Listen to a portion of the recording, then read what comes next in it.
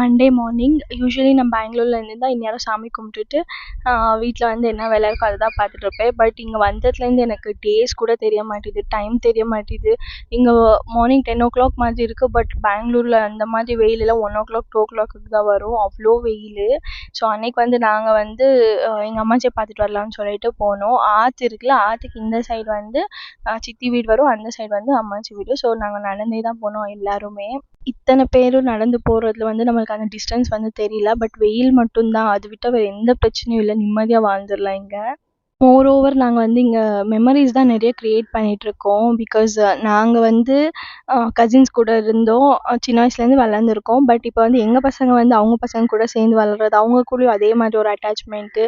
So இதெல்லாம் பார்க்குறதுக்கு ரொம்ப ஜாலியாக இருக்குது ஆக்சுவலி சொல்லப்போனால். அதுக்கப்புறம் ஒரு வழியாக எங்கள் அம்மாச்சி வீட்டுக்கு போயிட்டோம். அங்கே போயிட்டு ஜூஸ் எல்லாம் எடுத்து குடிச்சிட்டு எங்கள் அம்மாச்சியும் பார்த்துட்டு எங்கள் அம்மாவோட பழைய ஃபோட்டோ இருந்துச்சு, ஸோ அதையும் எடுத்து வச்சுக்கிட்டேன். அதுக்கப்புறம் அங்கேயே நல்லா சமைச்சு சாப்பிட்டுட்டு கிளம்பி மறுபடியும் வீட்டுக்கு வந்துட்டோம். ஸோ இதான் என்னோட vlog.